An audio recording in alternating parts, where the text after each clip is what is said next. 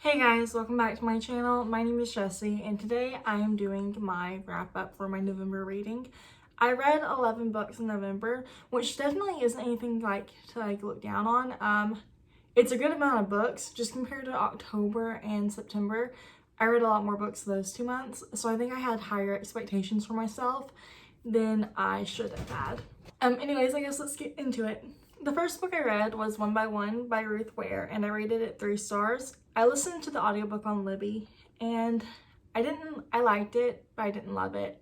I enjoyed the two main characters, or at least the two main characters that had points of view in the book. The one who worked at the chalet, she was a lot more interesting and a lot more likable. And the other character, she was interesting too, just in a different way. And if you read the book, you'll know, I guess, why she's also interesting. I liked the actual mystery of it, but I'm starting to think that I don't like books or thrillers where there's a group and they're at a destination and then the thriller takes place at that destination, because I had a similar rating and similar thoughts for The Guest List by Lucy Foley. And so I'm wondering if it's just groups at a destination and a thriller, if that combination just isn't for me. The next book I read was The Invisible Life of Addie LaRue by V.E. Schwab, and this was a 3-star read for me as well. It was a good book, but I think I had too high of expectations for it. I went into it knowing all of the hype that surrounded it, being excited for it. I think I had some misconceptions about the relationships that were in the book, and I liked it, but I didn't love it. Mostly just my thoughts were too high. I enjoyed Adeline's story, or Addie's story. I thought her relationship with Henry was interesting, but I wonder too, if she'd had more options of people who actually remembered her, if they would have actually been together. I didn't particularly like Henry sometimes. Something about him calling himself a failure, or saying that he always fails out of everything after he failed out of graduate school, rubbed me wrong. Especially because in order to fail out of graduate school, that means you have to have a bachelor's, which implies that you have either a GED or a high school diploma. Therefore, you obviously haven't failed out of everything. And I don't know if that might minimize his feelings, and if it does, I'm sorry. I just, for some reason, that part of his character kind of bothered me. His story of what happens to him is interesting, but parts of his character I didn't like as much. He felt overly boring compared to how interesting Addie was. And I know you need that balance, but I felt like he could have been slightly more interesting in some ways. And then, I don't know, that's just kind of what I thought about that book. I think I had too high hopes or too high expectations, and that's really what it came down to. Next, I read The Only Good Indians by Stephen Graham Jones, and I listened to it as an audiobook on Scribd. And I think that might count as a horror book more so than a thriller. And I rated it 4 stars. I really enjoyed it. I think that was the first horror book I've read all year. And like I said, I really enjoyed it. It was really interesting. The second character that you follow, I cannot remember his name. It's been a couple weeks since I read it.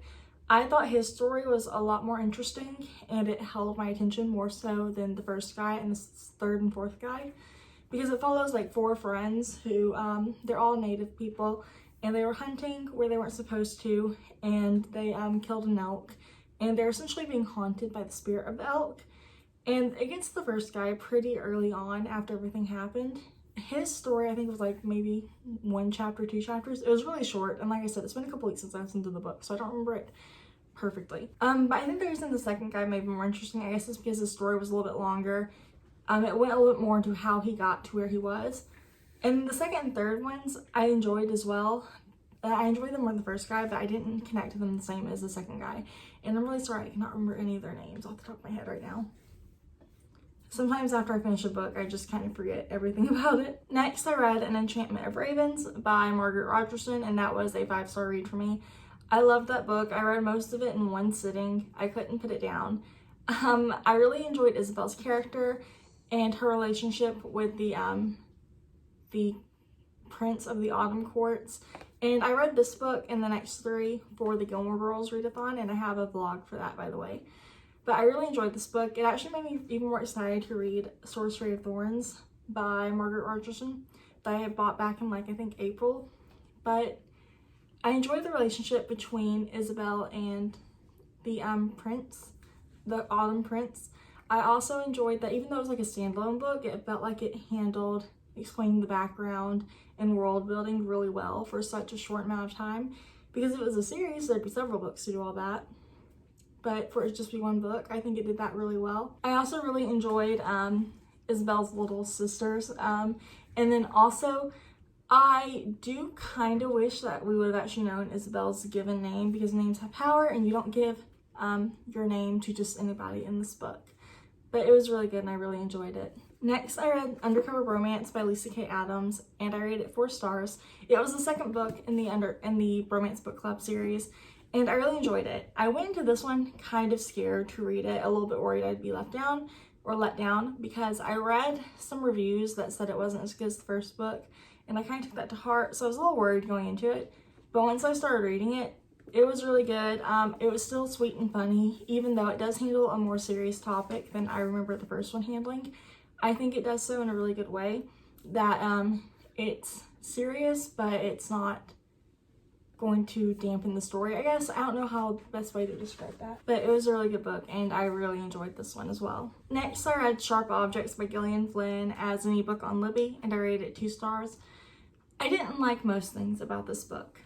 I liked the actual mystery thriller part to it. I liked that Camille was sent back to her hometown to try to figure out what was happening to some of the girls that were going missing in the town, why they were going missing and stuff like that. That part was really interesting. And then once you find out who did it and why, I enjoyed reading about that part. I thought that was interesting as well. But I didn't like Camille's relationship with her 13-year-old sister, or the way her 13-year-old sister was just generally depicted in the book. First, I think her sister, I can't remember her name at this point, and I'm not interested enough to go look it up either. But anyways, I feel like her sister was like overly sexualized. And I don't mean like, you know, like, oh, you need to know she's sexual. That's fine to like say, like, to make it obvious that, you know, her sister is like a little too sexual for the age of 13. But I feel like the way it was described was like overzealous, like talking about her playing with her nipple in front of some 18-year-old man at a pool, or going to high school parties and like trying to have, and like, I think it talked about her having sex with people and stuff. And I don't think you need to do all that to like describe her as promiscuous at 13. You can probably just say, I don't know, there's ways to, I think there would be better ways to do it without just being overly descriptive. And I don't know if maybe I'm being a prude or what, but I didn't like that part of the book. It really rubbed me the wrong way.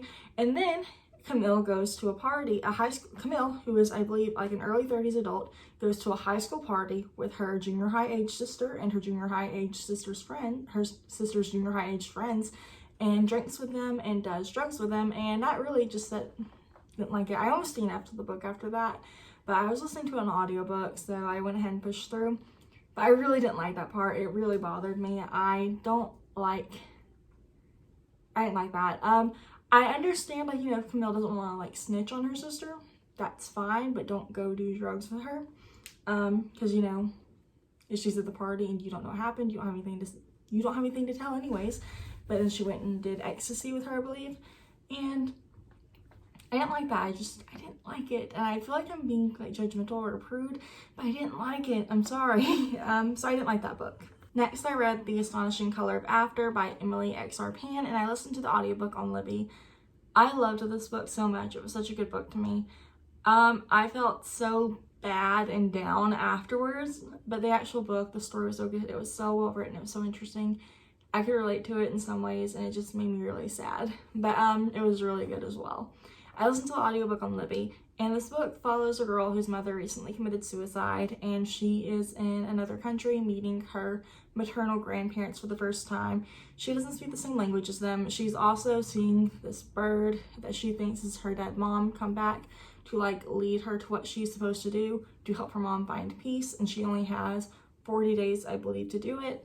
Maybe 49 days, I don't remember the exact number, but she's dealing with the grief of losing her mother, as well as, I think, confusion because her dad didn't stay with her at her grandparents. And it's just like, it's really sad and interesting, and she's learning more about her mom's past, but she's learning a lot of it through like this little box by burning an incense for the memories, or burning the memories, I don't know which. And it was really good and really interesting, and it was a really good read, but I did feel really sad after I finished it. It definitely got to me. Next, I read The Mayor of Thieves by Sherry Dimeline. or Dimeline. Sorry if I mispronounced the author's last name. I read the book as an audiobook on Libby, and I really enjoyed it, but I do kind of wish I had read it as a physical book or an ebook. I rated it 4 stars. It was really interesting. The story was really good, but there were parts of it that I think I would have picked up better seeing it how it was written, to know like which character was speaking more directly, or to know what was said out loud versus what was a thought, because sometimes in audiobooks it's not as clear as it is in physical books or reading an ebook. But in this story, it's kind of like an apocalyptic time. It's pretty far in the future. Global warming has pretty much done what it's going to do. It's altered everything a lot. There have been a lot of issues. Most people have gotten to where they no longer have dreams, and it's, I guess, made their lives difficult. But for some reason, Native peoples still able to have dreams, and it's apparently discovered that a Native person's bone marrow will give a person the ability to dream. And so Native people are on the run to stay away from these schools where their bone marrow will be extracted, and eventually they'll die from it, from I guess just being used over and over until they have nothing left to give. And the book did a really good job, I think, because it wasn't always literally about the bone marrow and trying to avoid the schools, because it also did a really good job of like saying like how, you know, the Native peoples have like had to move again and again and again, how they've been betrayed again and again and again, and about how they continue to tell their stories and continue to find a way to survive. And I really liked that part. It was really good and really interesting. I just think I would have enjoyed a physical book or the or like an ebook copy better, just to fit my reading taste.